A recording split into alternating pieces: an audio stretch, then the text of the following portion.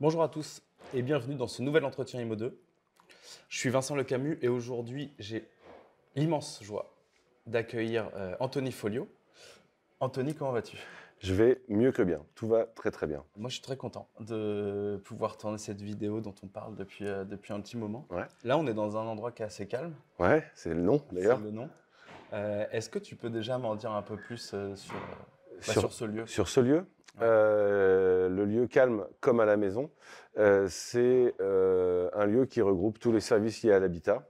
Ok. De base, moi je suis un agent immobilier classique, administrateur de biens et transactions, et puis on s'est dit qu'il fallait apporter plus de services à nos clients. Et donc on a créé un lieu où il y a du courtage en financement, du courtage en travaux, de l'architecture d'intérieur, on a même des fleurs. On a un magasin de décoration, le tout pour essayer de créer une expérience client un peu différenciante. Donc le lieu regroupe tout en fait.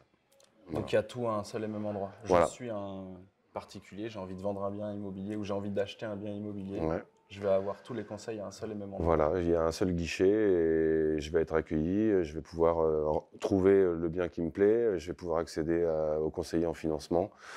Si j'ai des travaux à faire, j'ai du monde. Si j'ai manque d'idées pour l'aménagement, j'ai des archis. Et si je veux, je peux même le décorer parce qu'il y a le magasin de décoration. Qui est juste Voilà, qui est au milieu de tout ça en voilà, fait. qui est le cœur du réacteur. Et du coup, il y a beaucoup de liens entre les différents espaces. Tu vois que ça fonctionne bien. Alors sur le site ici, oui, beaucoup. Les clients voient tout en fait, donc on les emmène très facilement de la transaction vers le financement puisqu'il y a le conseiller financement qui est juste à côté. Oui, ça se passe plutôt bien. Après, on aimerait que tous les dossiers se passent en version 100%, ce qui n'est pas encore le cas malheureusement, mais ça viendra. Après, c'est bien d'avoir le choix aussi Exactement, en tant que particulier. exactement. J'imagine que ça s'est pas fait du jour au lendemain d'avoir tout à un seul et même endroit, parce que ça, vous Euh, l'avez construit. On a construit le bâtiment en 2019. On avait créé les structures avant que chacun un peu dans son coin, on va dire, en essayant de faire malgré tout travailler tout le monde ensemble. Mais dès qu'on est arrivé tous sous le même lieu, ça s'est vraiment Ouais. simplifié, quoi. Et On vit puis, ensemble. quand le client est à un seul et même endroit, il Bah le oui, voit aussi. Et c'est évident. Donc tous nos compromis sont signés obligatoirement ici sur le site. Ok. Donc ils arrivent dans un magasin de décoration, ils voient tout l'écosystème qu'on a créé et donc ça aide à créer les synergies. Et puis c'est rassurant pour eux aussi de se dire qu'il y a un expert sous la main au cas où il y a quoi que ce soit Ouais, qui se passe. voilà. Aujourd'hui, notamment avec la question du financement et l'augmentation des taux, les courtiers en financement viennent à toutes les signatures de compromis parce il y a des questions et donc c'est super. Et donc l'expérience que les clients vivent, moi je la trouve géniale, quoi. Donc, Moi, tu m'en avais parlé de ce magasin. hum, hum, Je le connaissais pas. hum, Tu m'as gentiment amené ici pour hum, que je vois. Et effectivement, alors pour ceux qui s'intéressent, qui sont sur Granville ou même qui hum. veulent voir, faut y aller pour voir toutes les cabanes qu'il y a à côté, le magasin et toutes les cabanes qu'il y a à côté pour passer d'un point à l'autre. Il y a un côté où, C'est atypique. ouais, c'est atypique, mais en même temps, il y a un côté, si je dois faire de l'immobilier demain, j'ai un projet immobilier, Hum, c'est simple d'aller dans un endroit comme ça hum, et de passer de l'un à l'autre. hum. La question qui m'intéresse, c'est évidemment comment t'en es arrivé là. C'est tout le parcours qui a amené à pouvoir construire ton propre lieu Ouais, avec toutes ces synergies. ouais, Toi, tu as commencé. D'ailleurs, je n'ai pas la réponse à cette question. Tu as ouais. commencé en tant qu'agent immobilier. Ouais, alors moi je suis un peu comme Obélix, je suis tombé dedans quand j'étais petit.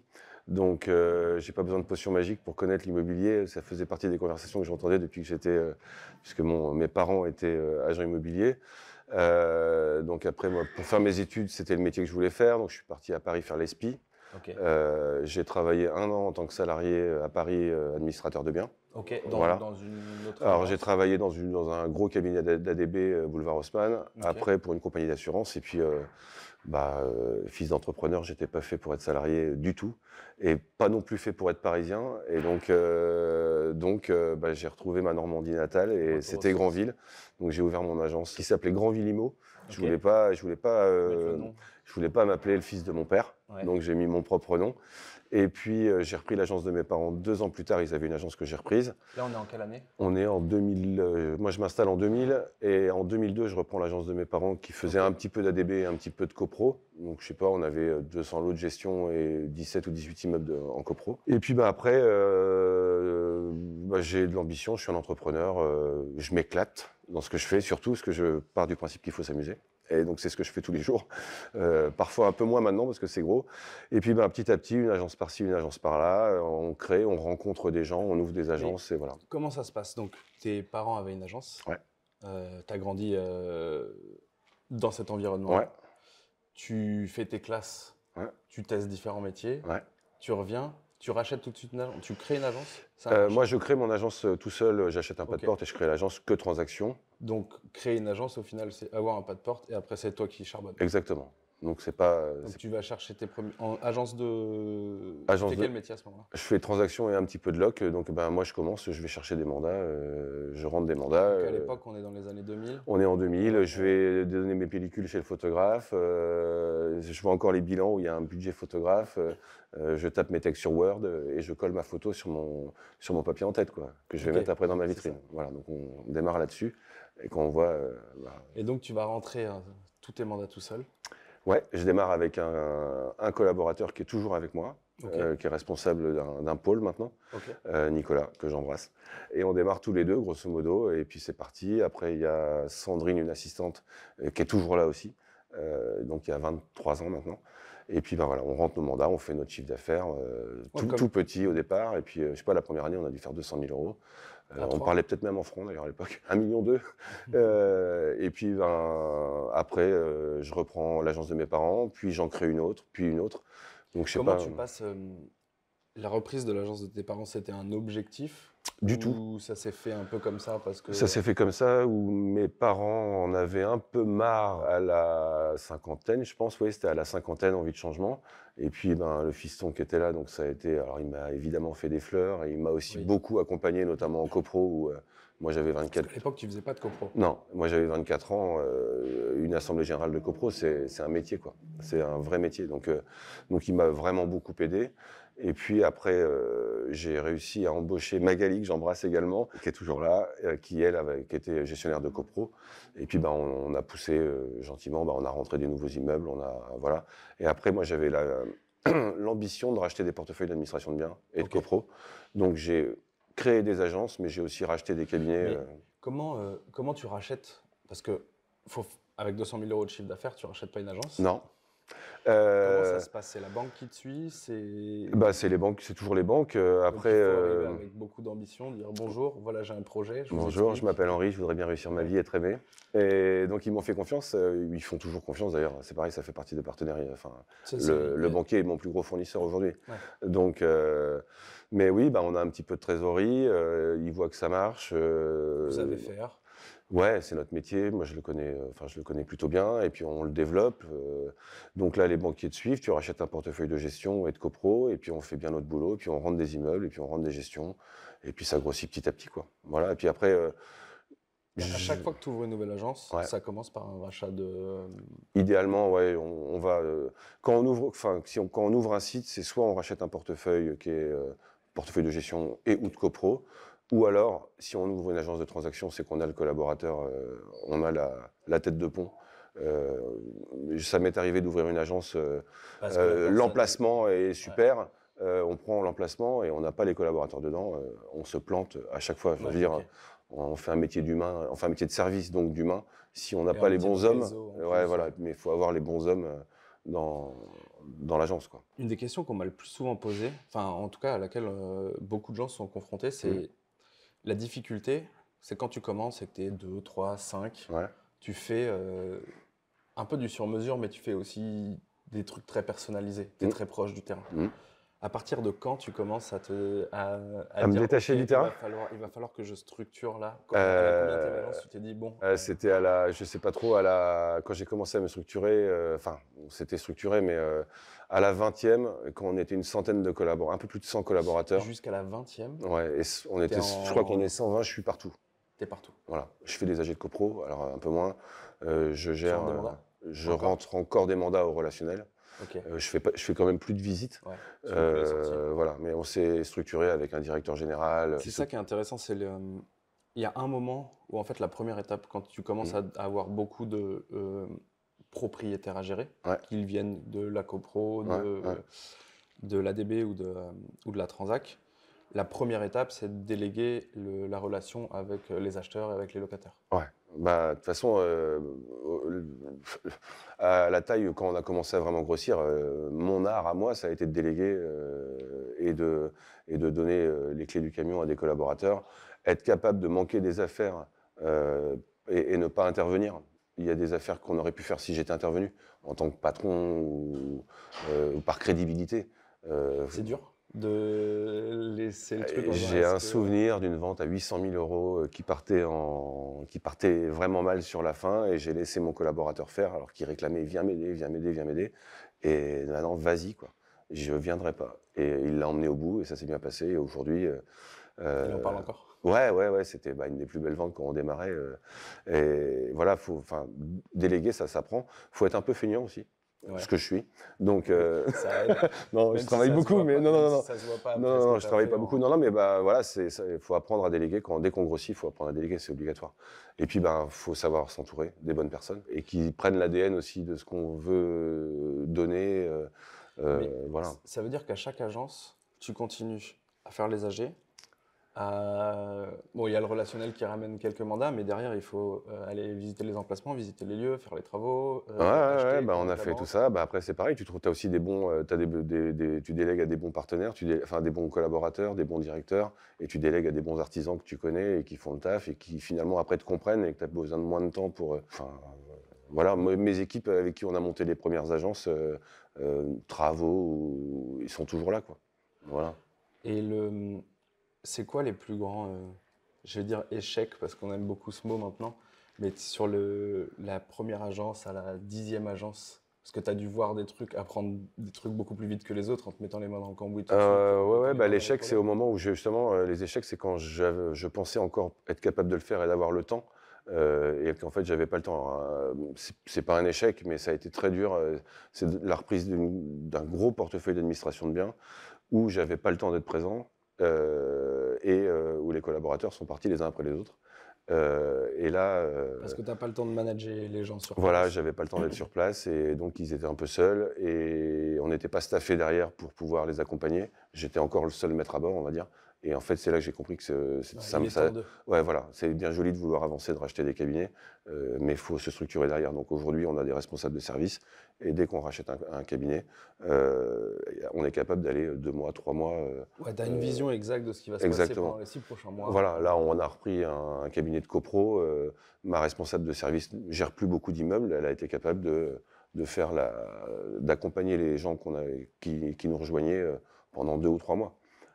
Pour bien mettre notre patte à nous, mettre les systèmes en place, etc. C'est la question que je me pose, c'est comment on fait, c'était un peu ça le sujet du passage à l'échelle, c'est comment on fait pour conserver la patte et réussir dans une entreprise comme celle-là, à conserver la touch. La folio touch. Après, voilà. Grand Vilimo, ça dépend. Ouais, non, c'est la folio touch maintenant, c'est folio, mais ou calme. On a un slogan, c'est dans l'immobilier, c'est l'humain qui fait la différence. On a des valeurs qui sont affichées en gros et la plus grosse, c'est le plaisir. Donc, il faut qu'on prenne du plaisir. Donc ça, mes plus proches collaborateurs le ressentent. Il faut qu'on s'éclate à bosser le matin, même si c'est pas facile. Mais il faut absolument que ça soit déroulé après de l'assistante jusqu'au responsable de service. Je cultive les soirées. Ce soir, on a une grosse fête. Les repas de Noël sont dingues. On fait les agences, il y a quelques agences où il y a des barbecues, quoi. Voilà. Je cultive la côte de porc sur le barbecue, quoi. Voilà. Grosso modo. C'est ça la technique. C'est le management apéritif, en gros, tu vois. Le conseil que tu donnes, c'est si vous voulez réussir à unifier une équipe, il faut avoir un barbecue. Ouais, c'est ça. Et un bon zini. Voilà. Et un bon zini. Qu'on a vu tout à l'heure. Non, mais voilà, je pense que l'ambiance, là, avec les nouveaux métiers qu'on fait, courtage en financement, etc., on a beau mettre des rémunérations en place, si tu files une info, tu vas toucher tant. On peut faire tout ça. Si jamais les gens ne se voient pas et n'ont pas des moments festifs ou sympas où ils apprennent à se connaître, à mon sens, ça ne marche pas. Voilà. Donc ouais, la clé, c'est quand même de mettre les humains ensemble pour qu'ils discutent, qu'ils savent ce que fait l'un et ce que fait l'autre. Quand on s'apprécie, on prend du plaisir à filer une info aux collègues d'à côté, quoi. Au début, donc tu me dis, 2002, c'est ça? Tu rachètes l'agence de mes parents. De tes parents. Ouais. Là, on est en 2023. Ouais. Il y a 30 agences. 31, cher monsieur. Et bientôt 32. Et bientôt 32. Ouais. Ouais, ça va tellement vite. Je n'ai pas le temps de suivre les infos. Entre 2002, c'est le rachat après. C'est combien de temps? Parce que j'imagine que ça s'est accéléré. Après, on a eu création en 2003, création en 2004, rachat de portefeuille, je ne sais plus trop lequel. Ouais, et en 2008, année quand même très particulière dans notre métier, j'en ouvre 3. Donc une en mars, une en juillet et une en septembre. Et le 29 septembre, je crois 2008, on a Lehman Brothers qui nous fait son clac. C'est fini.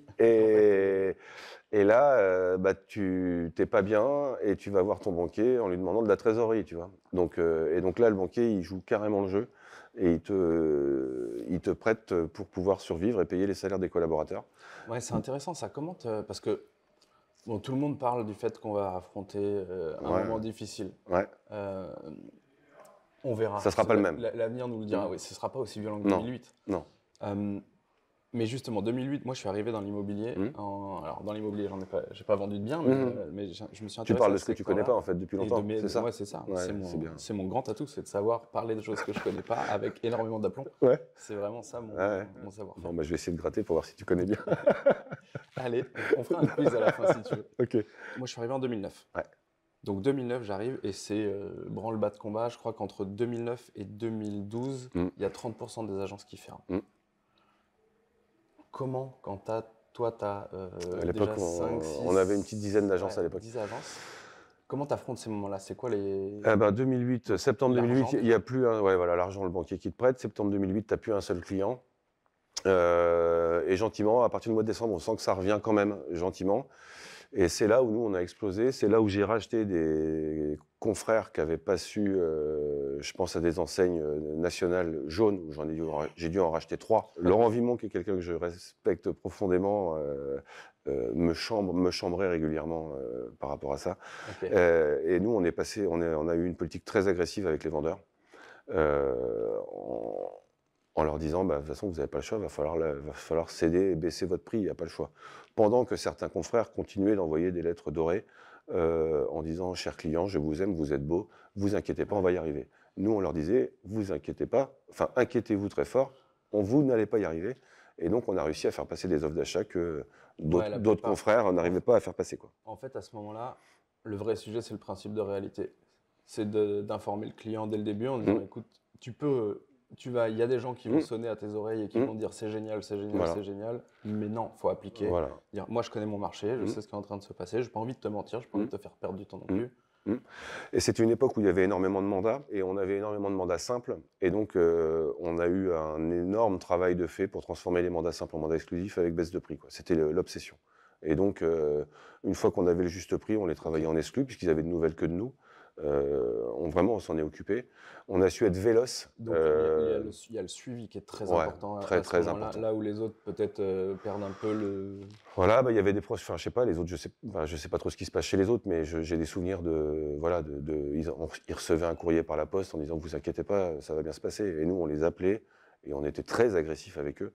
Et au final, ils nous faisaient confiance. Après, l'agressivité, elle est légitime à ce moment-là. C'est presque une agressivité de vous faites pas entuber non plus, parce que ça se trouve dans 2 ans, la maison, elle est encore là. Oui, puis, vous allez rester 2 ans, et puis de toute façon, vous allez baisser. Hein, c'est un marché, donc il y avait aussi des opportunités pour nous qui n'en étaient pas pour les clients, mais il y avait quand même pas mal de gens qui avaient fait des pré-relais à l'époque. Et qui se retrouvaient avec double ration, il faut aller vite, il faut accepter les prix, quoi. Donc là, on a été très bon, très véloce. Et on a su s'adapter d'un marché de vendeurs à un marché d'acheteurs. On était, je ne sais pas combien de négos à l'époque, une vingtaine, 20 ou 25. Donc là, dans l'objectif pour ça va être d'être aussi véloce quand il va y avoir 70 négos, et dont la moitié qui sont nés depuis 2014 et qui ont vécu, notamment les 2 dernières années. Si vous achetez pas au prix, vous ne l'aurez pas. Ça fait quasiment plus 10% par an, sauf les 2-3 dernières années où ça a fait beaucoup plus que ça. Le post-Covid a été dingue. Ouais. Revenons en 2008-2009. Ouais. Comment tu fais? Tu as 20 négos. Ouais. Parce qu'eux aussi, il faut être agressif avec eux et leur expliquer ce qui va se passer, comment ça va être difficile. Tu as perdu du monde, j'imagine un peu. J'ai un souvenir d'une réunion annuelle où à ce rythme-là, on sera beaucoup moins nombreux, clairement. Donc chacun avait un peu de... Je leur ai transmis ma peur, quelque part. Okay. Mais en même temps, elle a été positive, puisque là, j'étais derrière eux souvent, mais Ouais, t'es là en bac, tu partages le truc, mais par contre, Voilà. pour dire, moi je vais faire le boulot. Faut être présent hein, dans les moments, enfin, faut un pilote à la barre. De mémoire, vous aviez fait les pirates sur les pirates, et il faut qu'il y ait un pilote. Et puis il faut tous ramer dans le même sens. S'il y en a un qui rame dans l'autre sens, on tourne en rond. Hein. Ouais. Donc non, ça c'était. Enfin, on est ressorti super grandi de cette période-là, et on a vu nos confrères mourir les uns après les autres. Donc on est passé, moi sur certaines villes, il y avait 15 agences, on s'est retrouvé à 5 2-3 ans plus tard. Quoi. Ouais, donc, après c'est relatif au nombre de ventes aussi. Ouais, mais nous on en a fait, enfin c'était une période pour nous qui a été très faste. Ouais, parce que vous récupériez tout ce que les autres pouvaient plus gérer. Ouais. Et à ce moment-là, on parlait beaucoup d'agilité. Ouais, vélocité, agilité. On s'est parlé, de savoir s'adapter très vite et de se dire, ok, le marché il est comme ça en fait. Voilà. Mais c'était vraiment brutal. Là, on est quand même sur quelque chose de plus doux. Il y a encore du trafic, il y a encore des clients, il y a encore. Voilà. Sur 2023, je crois qu'il parlait de 950 000 ventes, donc ça va baisser. Versus 1,2 million. Ouais, versus 1,50 million cette année, je crois, un truc comme ça. Donc 1,1 million peut-être. Moi, ça me va bien. Moins 10, ça me va. Pas de problème. Parce que du coup, ce qui est très intéressant, c'est que dans l'immobilier, quand le nombre de ventes baisse, c'est rarement les honoraires qui baissent. Ouais. C'est souvent le nombre de collaborateurs sur le terrain. Oui. Je pense qu'il y en aura beaucoup moins sur le terrain bientôt. Donc, c'est aussi une opportunité pour ceux qui sont sur le terrain d'aller récupérer les parts de marché. Parce que s'il y a moins de ventes et moins de collaborateurs en face, il y a plus de parts de marché. Même si au final, ça fait le même chiffre d'affaires pendant 2-3 ans, dès que ça repart. On sera présent et on fera encore plus, ça marchera encore mieux. Puis après, l'idée aussi de racheter des portefeuilles d'administration de biens et ou de copro, plus les autres métiers, c'est aussi toutes les synergies qui peuvent être créées sur j'ai des agences où il y a des beaux portefeuilles de gestion et de copro. Ces portefeuilles-là apportent entre 20 et 30% des transacts de l'année. Donc, une agence qui fait 1 million d'euros de chiffre en transact, il y a 300 000 qui sont apportés par la gestion et la copro dans des ventes dans nos immeubles. Et justement, en syndic et gestion, il y a deux choses qui sont... il y en a une que je maîtrise moins, même si je sais qu'elle existe, et effectivement, on va revenir sur ces chiffres-là. Mais la première chose, c'est aussi que, période de crise ou pas période de crise, les gens ont toujours besoin qu'on gère les immeubles, et les gens ont toujours besoin qu'on gère leurs biens immobiliers. Donc, tu as quand même une sorte de rente. C'est un gros matelas, c'est un matelas. Ça paye le chauffage, le loyer, c'est un gros matelas, et ça apporte beaucoup de business à la transac. Et tu as des chiffres là-dessus, tu me dis 30%? Moi, je suis sur une belle agence de gestion copro, on est à 30% du chiffre d'affaires transac qui est fait, dont les mandats sont issus du portefeuille. Alors, on a des chiffres qui sont... je pense que Foncia et Citia vont avoir la langue par terre tout à l'heure. On atteint des 50% de pénétration dans nos immeubles en copro, quand eux, ils doivent être à 5. C'est quoi la pénétration des immeubles? J'ai 100 ventes dans mes immeubles en copro, je vais en faire 50, moi. Ok. Donc je vais vendre. 50% voilà. bien. Donc quand j'ai mes états, en fait, on compare nos états datés qu'on a dans nos immeubles, tous les états datés qu'on fait quand il y a des ventes, et une vente sur deux, c'est nous qui la faisons. Et on a 80% de mandats. Donc Foncia doit être à 5%, je crois. Ok. Mais c'est aussi parce que les gens sont ensemble. Moi, le midi, mes négos mangent avec la gestionnaire de copro. C'est aussi ça. Ils bossent ensemble et on ne parle pas d'argent. Et tu as des techniques? Est-ce que tu as mis en place des choses? Alors, tu as le droit de garder quelques secrets de la recette. On n'a rien inventé. Déjà, je pense que la technique, c'est que ce que tu disais. Voilà, on peut avoir des populations, une assistante copro comparée à un négociateur qui fait 200 ou 300 000 euros de chiffre d'affaires, c'est pas les mêmes personnes, ils n'ont pas les mêmes. Donc, faut qu'ils arrivent à s'apprécier quand même. Donc ça, c'est important. Après, on a des négociateurs les négociateurs vont aux assemblées générales, se présentent. Quand on travaille tous ensemble, les affiches qui sont mises dans les immeubles sont mises par les négociateurs. Ça leur permet de parler. En fait, ils vont voir les gens et c'est eux qui diffusent les affiches de copro. On essaie tous de bosser ensemble. Et puis en gestion. Parce que c'est intéressant ce que tu dis. Ça veut dire que il y a certaines choses pour lesquelles un négociateur ou une négociatrice va être plus à l'aise parce qu'elle a cette relation commerciale, ce savoir-faire, ce déplacement qui est un peu quotidien, là où quelqu'un qui fait de la copro va être peut-être plus analytique, plus organisé, savoir plus faire du suivi. Et donc, du coup, certaines tâches qui sont liées à la copro sont faites par des gens qui ont plus d'aisance sur le relationnel. Et du coup, ça fait gagner du temps à tout le monde. Et puis, ça donne une bonne image de l'entreprise, d'avoir quelqu'un qui va dans l'immeuble. Ça bosse ensemble. Une assistante copro, et si elle va poser la fiche, et puis elle va s'en aller. Là, le gars, il monte dans les étages et il dit ouais, c'était pour vous prévenir que j'ai posé une affiche. Voilà, c'est des petits détails comme ça. Mais après, il n'y a pas de. Et en gestion, bah là, je pense qu'il y a des opportunités aujourd'hui avec la nouvelle loi sur les diagnostics énergétiques, etc., où on ne peut plus louer ou augmenter le loyer sur les F et les G. Donc nous, tous ces logements-là, on appelle les propriétaires, on leur dit bah, il va falloir faire des travaux. Est-ce que c'est vraiment le moment de faire des travaux? Vous feriez peut-être mieux de vendre. Donc on vend et on fait, voilà, et on fait tourner notre portefeuille comme ça, on revend à un investisseur. En plus, on peut s'occuper des travaux. Ça, du coup, comment ça se passe? C'est des discussions avant de se dire, OK, il va y avoir ça qui va se passer. Ouais. Qu'est-ce qu'on fait? Qui appelle qui? Est-ce qu'il y a vraiment une organisation? Bah là, on a pris tout le fichier de gestion locative, on a 3500 bailleurs, on a analysé tous ceux qui étaient en F et en G, ça représentait 350, 10%, et ceux-là, on les a tous appelés. Voilà, en disant, il va falloir arbitrer quand votre locataire va s'en aller, il faudra penser à, etc. Je préfère vous prévenir en amont. On peut s'occuper de vos travaux avec notre société de courtage en travaux, mais on peut aussi s'occuper de le vendre, et donc on leur met des estimations, on leur rend. Et puis là, tu as tous les métiers, donc c'est on peut tout faire. Soit ils gardent leurs biens et on leur fait leurs travaux, soit ils décident de vendre, et là, on fait marcher la transac, avec idéalement l'objectif que ça soit vendu à un investisseur pour qu'on garde la gestion. Enfin, voilà. Il y a un truc assez intéressant, c'est je ne sais pas si c'est un secret, parce que ce n'en est pas un, mais en tout cas, dans les techniques, il y a quelque chose d'important, c'est d'être en amont. Et le fait de les prévenir en amont fait qu'au moment où ils ont quelque chose à faire, ils ont déjà quelqu'un sous la main. Si c'est nous, en plus, qui proposons, on est en amont et on leur propose diverses solutions, ils ont le choix. On est sûr que les clients vont rester avec nous. Enfin, toi, même de la même manière que quand le négociateur il vient dans une assemblée générale, de fait, j'ai quelqu'un, je sais qui appeler. Il est là. Il est là, je le connais. Et donc, on va lui serrer la main et on lui dit, passez, le négociateur. Si vous voulez, je passe. Ouais, voilà. Non, mais si vous voulez, je passe estimer votre appartement demain ou après-demain et puis on discute, quoi. Voilà. De toute façon, la proximité est hyper importante. Hein. Et donc, on va au-devant de nos clients. Oui, effectivement. Donc, en étant en amont et en prévenant les gens, même en étant juste conseil, en fait, ça permet que les gens viennent vers toi directement.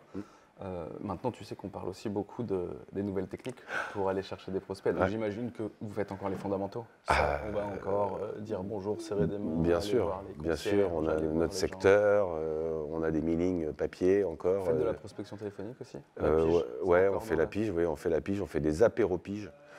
Puisque les collaborateurs. La difficulté pour un négociateur, souvent, c'est d'organiser son temps. Ouais.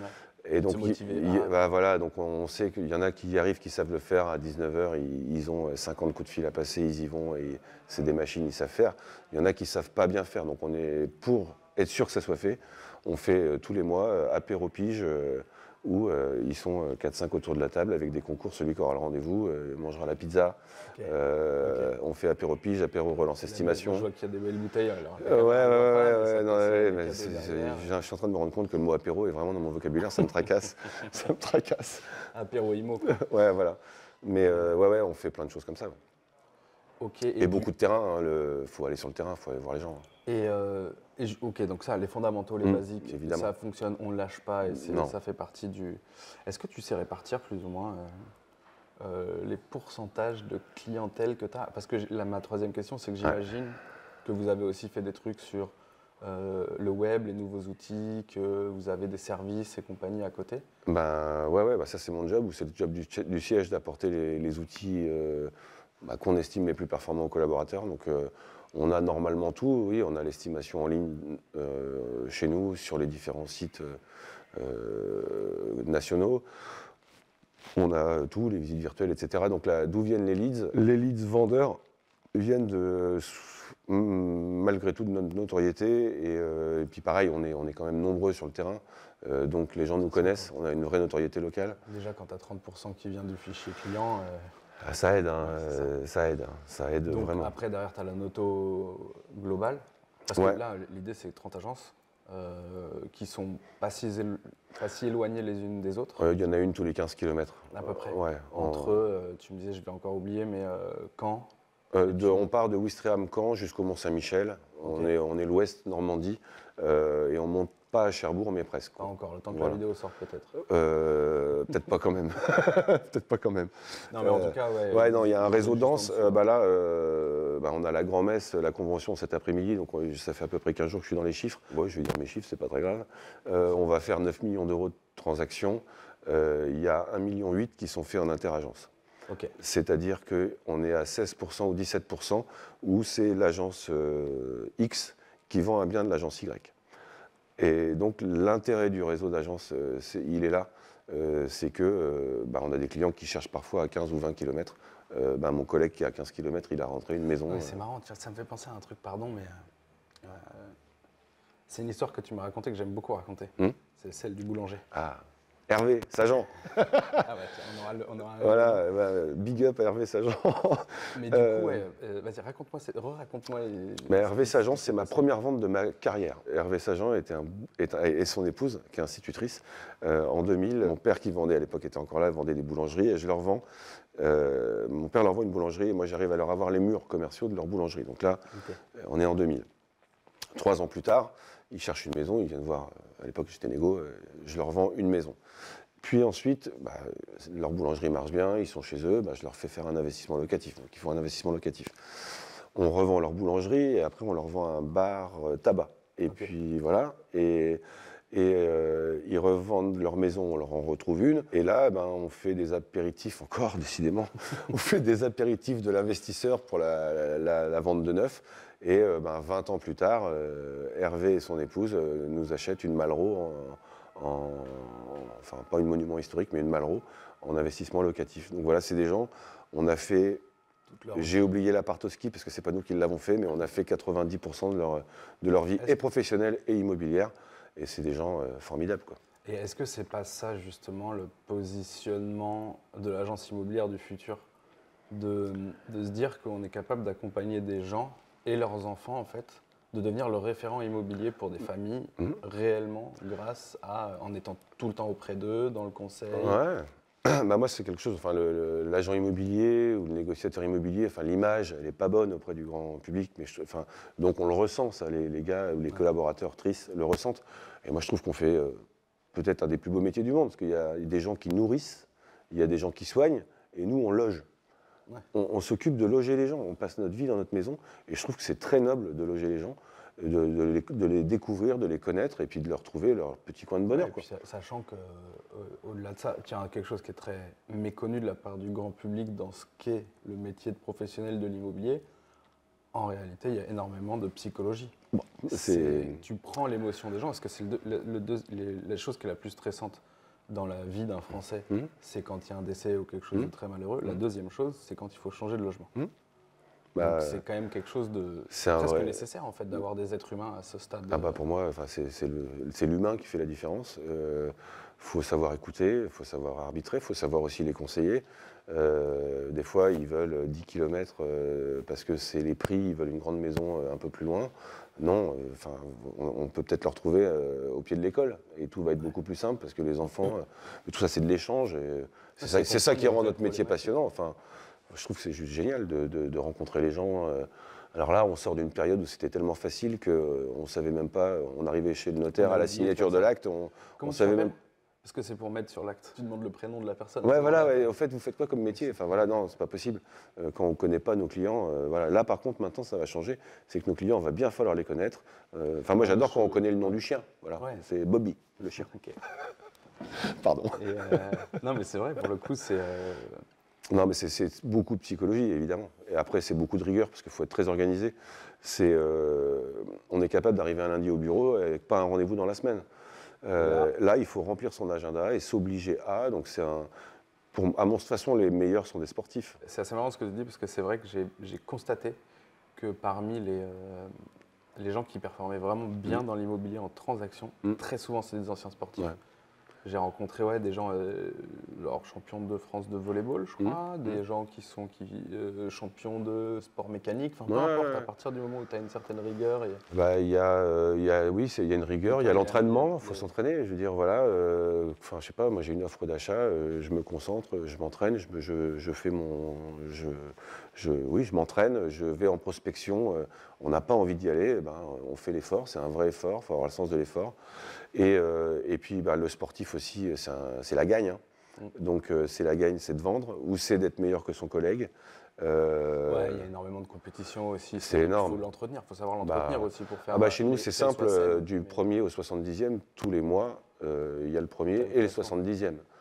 Moi, perso, qui suis compétiteur, je préfère être premier que 70e. Ouais, moi aussi. En général, le 70e, soit il a vraiment envie de passer 50e ou 40e, sinon il ne supporte pas tous les mois de voir qu'il est dernier. Ouais.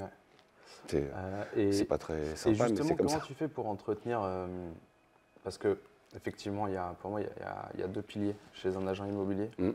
Il y a le pilier relationnel, commercial, humain, et il y a le pilier organisationnel et compagnie. Et après, ce qui fait la différence, c'est la capacité de travail. Et la capacité de travail, la capacité de faire des choses, c'est... alors maintenant, ils aiment bien dire mindset, mais ça veut dire état d'esprit, c'est l'état d'esprit. Comment tu fais pour entretenir un état d'esprit de compétiteur moi, je le suis. Le management en dessous, donc il y a des managers par pôle géographique, ils le sont tous aussi. Enfin, on aime la gagne. Donc, tout ça s'est transmis voilà, on a des concurrents, on a envie d'être meilleur qu'eux. On a. De toute façon, moi, j'ai envie d'être le meilleur. Enfin, je dis toujours en plaisantant que je veux être la plus belle entreprise immobilière du monde, en Normandie. Donc, il faut viser les étoiles pour atteindre la Lune. Mais il faut gagner, quoi. C'est obligatoire. Et pour les faire monter en compétences? Depuis qu'on a découvert le campus, ça a changé notre vie. Tous les mois, ils ont une formation le campus, déjà, obligatoire. Donc on a nos tableaux de bord qu'on suit. Là, on sort d'un contrôle répression des fraudes. Donc là, on a fait Tracfin en urgence parce qu'on n'était pas clean. Qui était sur le campus, ouais, sur le campus. Donc tous les mois, il y a une formation que les managers choisissent. Enfin, on le choisit collégialement, on les thèmes. Il y a à minima 2 jours de formation loi Allure. On en fait normalement une 3e qui est beaucoup plus juridique, où on fait venir des notaires, des choses comme ça, où on essaie d'élever le niveau de jeu juridique. Alors, la dernière fois, c'était les successions. Est-ce qu'il y a plein de petites choses et puis même si on ne le sait pas, il faut qu'on donne à nos collaborateurs une culture générale immobilière importante. Enfin, je sais pas, quand je vais dîner, je fais de l'immobilier, il ne se passe pas un dîner où on ne va pas me parler d'immobilier pendant 10 minutes. Alors, qu'est-ce que tu en penses du marché? Tu as vu les taux? C'est quoi le taux d'usure? Enfin voilà, c'est un sujet qui intéresse tout le monde, donc autant qu'on soit cultivé. Et donc on essaie de les former beaucoup. Et après, j'ai la chance d'avoir des managers qui aussi forment beaucoup. Une réunion, toutes les semaines, il y a des sujets. En gros, la formation est assez centrale dans tout ce que tu fais. Ouais. Tu as d'un côté une expertise très pro sur la partie juridique parce que c'est très technique. Il faut beaucoup de détails. Tu as de l'accompagnement. De la part des managers et des coachs. Et par-dessus ça, tu as une brique e-learning, donc celle du campus, où ils suivent une formation une fois par mois. Pour monter en compétence sur tous les sujets. Ça va de gérer sa page réseaux sociaux, voilà, tout ça. Est-ce que tu as eu un changement? Désolé, je pose une question qui va faire un peu publicité, mais est-ce que tu as vu du changement grâce au campus? Alors, je suis peut-être pas assez proche du terrain pour m'en rendre compte aujourd'hui. Je sais qu'en tout cas, ça a donné une excellente image de la boîte. Parce que ma boîte adossée à votre énergie sur le campus, c'est juste canon, quoi. C'est parfait. Donc en interne, il y a une vraie... ils sont très contents, ça se passe très bien. Et ils le suivent, on voit bien. Alors le souci qu'on a eu, c'était de les calmer à un moment en disant « mais arrêtez ». Il y en avait, il y en avait une dizaine. Dans les 2 premiers mois, ils avaient fait 20 formations. Attends, doucement, garçon, on va se calmer. C'est nous qui allons vous donner le rythme. Non, mais c'est vachement bien. Non, c'est vraiment un outil super. C'est vraiment un outil super. Et puis c'est large, donc c'est bien. On peut avoir un truc sérieux comme un truc un peu plus chill, sympa. Ouais, ok, c'est cool. Bah, c'est cool d'avoir des retours, même si Bah je ouais, demande ouais, de voir ouais. la vidéo. J'ai pas envie que ça dure non plus des heures pour les spectateurs et je sais Ouais. que t'es attendu. Du coup, je voulais juste te poser une dernière question parce que malgré tout, c'est assez central dans l'intérêt que je vois aujourd'hui dans ce que tu fais. Ouais. J'adore l'idée d'être passé d'une agence et en fait d'être allé très vite et d'avoir réussi à convaincre les gens au fur et à mesure De m'aider, et de d'avoir m'accompagner. les bonnes méthodes en face. Mm. Mais ce qui est très cool aujourd'hui dans ce que tu fais, c'est ce multimétier Ouais. qui prend forme Ouais. réelle, physique, Ouais. par l'endroit où on est. Ouais. Comment t'es venue l'idée et comment t'es passé par ces étapes-là justement de Alors, dire, est-ce que c'est au début, je me suis dit, allez, courtier en financement, il y avait une opportunité, j'ai acheté. Comment ça s'est passé? ça s'est passé, alors l'idée, je l'ai depuis très longtemps, et en fait, après, ça a été les opportunités de rencontrer des gens où j'ai réellement avancé. L'idée, je l'ai depuis longtemps. Quand on a vu les réseaux de mandataires arriver, avec des honoraires plutôt bas ou moins élevés que nous, quand on voit les agences de papa arriver avec un forfait à 2000 € et Teddy Riner, on se dit qu'est-ce qui va se passer? Puis finalement, on est bien plus fort que Teddy Riner. Donc voilà, ça devient un joke maintenant. Ouais. Mais bon, voilà, à un moment, je me suis dit, nos honoraires à 5-6%, est-ce qu'on ne sera pas obligé de baisser? On peut regarder les concessions automobiles aujourd'hui, ils gagnent plus d'argent à faire le financement ou l'entretien de la voiture qu'à vendre la voiture. Donc on va peut-être y aller vers ce système-là. Voilà, donc je me suis dit, faut qu'on ait les métiers annexes. Alors là, c'était par rapport à ma propre boîte et à mon business plan, mais c'est aussi l'accompagnement des clients où je pense que la nouvelle génération, elle veut du clé en main, quoi. Ouais. On est encore, je sais pas, moi, mes parents, ils avaient leur notaire, leur banquier, aujourd'hui, il y a plus, la nouvelle génération, ils n'ont plus leur notaire, ils s'en fichent. Le banquier, ils vont à droite, voilà, ils vont à droite ou à gauche. Je veux ça maintenant, je veux ça maintenant. Exactement. Donc j'ai pensé ça en me disant il faut qu'il y ait tout l'écosystème lié à l'habitat qu'on puisse avoir sous la main. Après, c'est long. Faut trouver les bonnes personnes. Enfin, c'est le même souci qu'en agence immobilière. T'as mis combien de temps le premier métier que tu as adossé? Alors, ça a été Vous Financez. On a pris la franchise Vous Financez il y a 5 ans. Tu l'as créé ou tu as racheté quelque chose? On a créé. Et donc là, j'avais rencontré la bonne personne qui est Vincent. On s'est associés. On a ouvert une boutique Vous Financez classique. Okay. Dans Granville, du coup? Dans Granville. On a mis du temps à ce que les collaborateurs de mes agences soient des vrais apporteurs. Donc en fait, on a pris une enseigne qui s'appelait surtout pas Folio déjà. Ouais, voilà, ouais. Mais on a réussi surtout à travailler avec des confrères. C'est-à-dire que c'est des concurrents agences immobilières qui aussi ont apporté des clients à Vous Financer parce que c'est voilà. Donc on est passé de. Bon dans le nouveau métier. Comment on fait d'ailleurs quand on découvre un nouveau métier comme ça? C'était le Vincent en question qui. Vincent était un ancien gestionnaire de patrimoine et puis on a recruté des anciens banquiers, on a recruté des commerciaux. Aujourd'hui, on a 10 conseillers en financement aujourd'hui et qui sont de divers horizons, mais la franchise nous apporte c'est la seule franchise où moi je travaille sous mon nom de famille et donc là, sur le financement, l'intérêt de la franchise était important. Et puis surtout aussi les outils, il y a quand même des outils, on est dans un milieu bancaire aussi, hein, c'est très très réglementé. Donc ils appellent ça la carcasse. Quand je remplis mon dossier, la carcasse elle est strictement la même que celle du banquier. Et voilà. Donc c'est un vrai métier spécifique que je ne connaissais pas. Et moi mon seul objectif c'était d'apporter des clients. Voilà. Ok. Et du coup tu as fait confiance à quelqu'un. Vous avez pris une franchise parce que ça permet d'aller plus vite. C'est ça. Il y a une marque et il y a des outils. C'est ça. Donc ça vous a fait gagner du temps là-dessus? On a gagné du temps et puis aujourd'hui on est passé de 10% de nos financements qui étaient apportés par mes collaborateurs, on est arrivé à 30%. Okay. Mais le chiffre d'affaires pousse. Aujourd'hui notre agence de financement c'est une très belle agence immobilière. On va bientôt atteindre le million de chiffre d'affaires. Okay. Donc c'est une belle bécane, quoi. À côté de ça, tu as d'autres métiers que tu as amenés au fur et à mesure? On a apporté le courtage en travaux.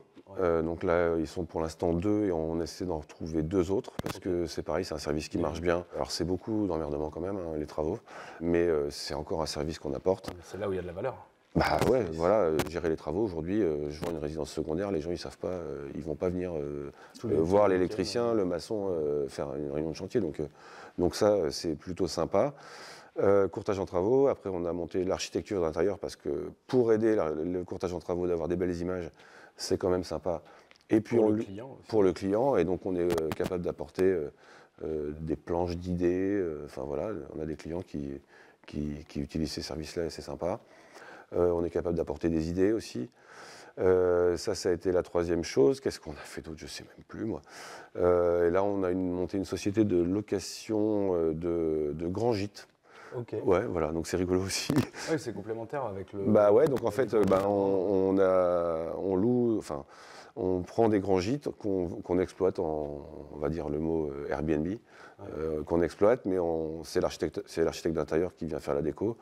On met les produits du magasin de déco, on le fait financer par notre financement, et en général, c'est un bien qui a été trouvé par un de nos négos. Donc tout le monde, voilà, la boucle est bouclée, et puis les clients qui viennent dans ces logements-là sont dans un univers calme comme à la maison, quoi.